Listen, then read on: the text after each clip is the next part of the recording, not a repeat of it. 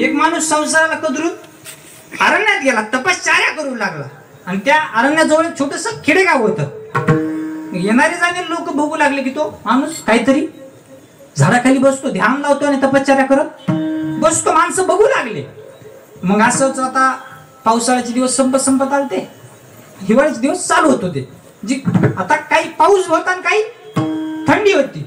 लोकांनी विचार केला, मोठा साधू महात्मा दिसतोय, आपल्या गावाच्या शेजारी आहे, एवढे मोठे साधू महात्मे चालून आपल्या घरी आले. संत येती घराने तोची दिवाळी दसरा, म्हणजे एवढा मोठा महात्मा आपल्या घरी चालून आलाय. गावकऱ्याने विचार केला की नाही का आपण आता पावसाळ्याचे दिवस संपत आले, पाऊस बी येतोय आता भरपूर, मग आता हिवाळ्याच्या जवळ आलाय, मग महात्म्याला आपण एक कुटिया बांधून देऊ. मग त्यांना एक कुटिया बांधून दिली. गावकऱ्यांना एक महात्म्याला कुटिया बांध. तो कशाला त्यागून आलता? तू काय त्यागून आलता?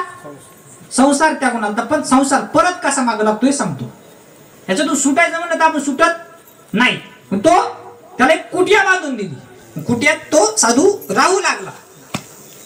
आणि कुटिया साधू राहत असताना त्याच्या ते कुटिया कुठे होती? गावाच्या बाहेर होती. म्हणून तिथं त्याला उंदर परेशान करू लागले. त्याचे जे कपडे आहेत, जी धोती आहे, त्याला ते उंदर टवकारू लागले. त्याला ते गावकरी दर्शनाला रोज तो वट करू लागला. उंदर असंच करतात, उंदर तसंच करतात. संसारात पण काय उंदर असतात, उंदर असंच करतात, उंदर तसंच करतात. मग त्या गावकऱ्यांना काय केलं, म्हणले थांबा साधू महाराज, ताण घेऊ नका, उंदरा तुम्हाला औषध आणून देतो. त्यांना काय आणून दिली? मांजर आणून दिली. मग उंदरीन मेन होतेच किती त्या कुट्यात? 2. मांजरीनं आपलं काम करून टाकलं. मांजरीला आता खायलाच काय नाही. ती मांजर रोज त्याच्याजवळ वन भटकून. साधू असल्यामुळे ती मांजरीचं बी फिरणं दाखवणार, त्याला ते बी फिरणं दाखवणार. मग गावकऱ्यांना म्हणला तिचं तर काम झालंय आता.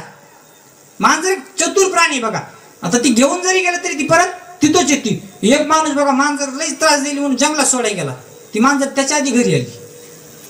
मांजर आणि म्हातारे माणसं सारखेच असतात बघा, कुठे नेऊन सोडा आपल्या आधी घरी येते. तसं ती मांजर ताणच देऊ लागली. पण गावकऱ्यांना सांगितलं आता हिला आपण महाराजांनी गाय घेऊन देऊ.